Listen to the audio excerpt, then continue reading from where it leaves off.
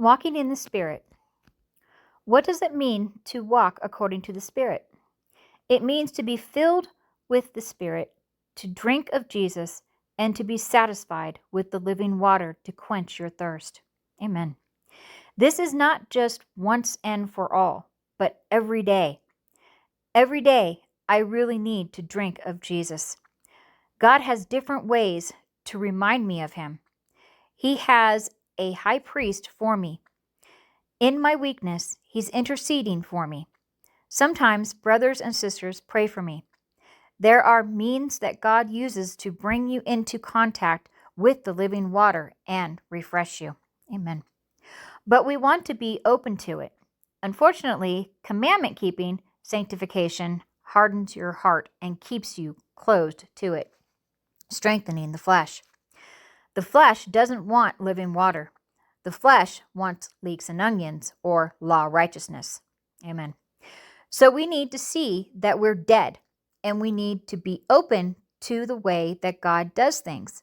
We need to have a concept that Christ is satisfaction first and foremost, and that is what He wants to be. That is how He deals with the problems in me. The law can describe the problem, but not fix it. No commandment not to fornicate can take away that desire, or take away the desire. You might not fornicate outwardly, but inwardly you will be condemned. You still need to come to Jesus. While you're enjoying the forgiveness of sins, while you're enjoying the forgiveness of sins, why don't you ask Him how to be satisfied with Him to deal with the root? Amen. The root of the problem is that you're hungry and thirsty, and God doesn't condemn hunger and thirst. Moses didn't enter the good land because the people were hungry and thirsty. They complained, and Moses accused them of being rebellious. He hit the rock in anger. Because he did that, God told him he misrepresented Him. He didn't get to enter the land because he labeled their hunger and thirst as rebellion. Numbers 20:10-12. Amen. We're created to be hungry and thirsty for the riches of the good land, but if we're not satisfied, we'll be hungry for other things as well. Amen. What we need is our thirst to be satisfied, and the water from the rock is what satisfies. Amen. We need Christ, and no one should call you rebellious or tell you that you're in sin because you struggle with different desires if you're not fulfilling them outwardly and living proudly in your sin. There's no reason to be condemning people. You need to minister life. We are beaten sheep on the way to the inn, and our Good Samaritan is going to put oil and wine in our wounds, nourish us with Himself, and strengthen us. Amen. When I'm walking in the Spirit, there's no law against it, and the fruit is there. There is thanksgiving in my heart. Christ is making home in my heart. I've sanctified the Lord in my heart, and I'm ready to give an answer to whoever is asking me. I'm happy, and I've got joy and peace, and my heart's a garden to the Lord. In those times, I'm still offending people. I'm still offending religious people. I don't adhere to their religious scruples. Amen. If you're not quenched in your hunger, and then you start adding the commandments of men to the commandments of God, I want to make sure they're really keeping the Sabbath. Let's tell them if they walk more than 40 feet, they're sinning. Let's tell them if they get vaccinated, they're sinning. There are so many people who want nothing more than to put burdens on you because they want to control you. Amen.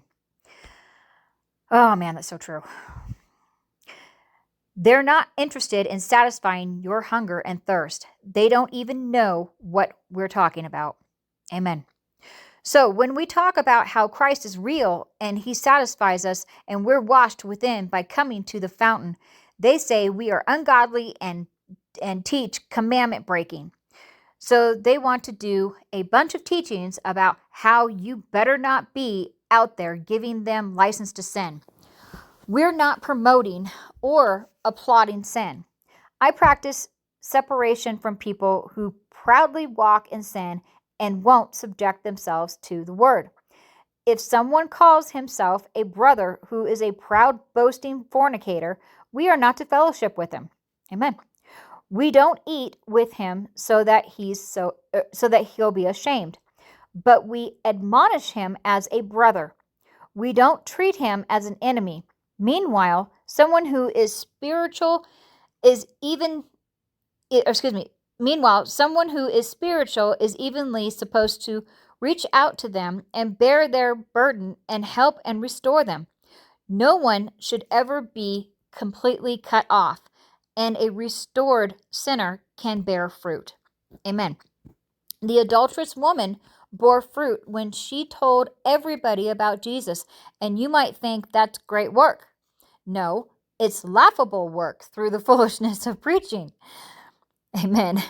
He lets us partake of his labor, but he's the one who gives the increase. He's the one who dispenses his life, and he's the one who ultimately gains all of the people who are his reward.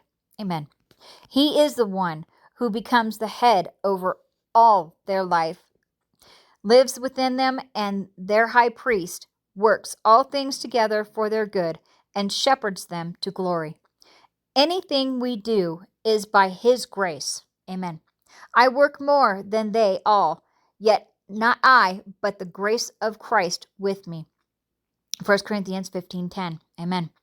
We are just telling people about the comforts that we have received from God in our journey. That's our so-called work.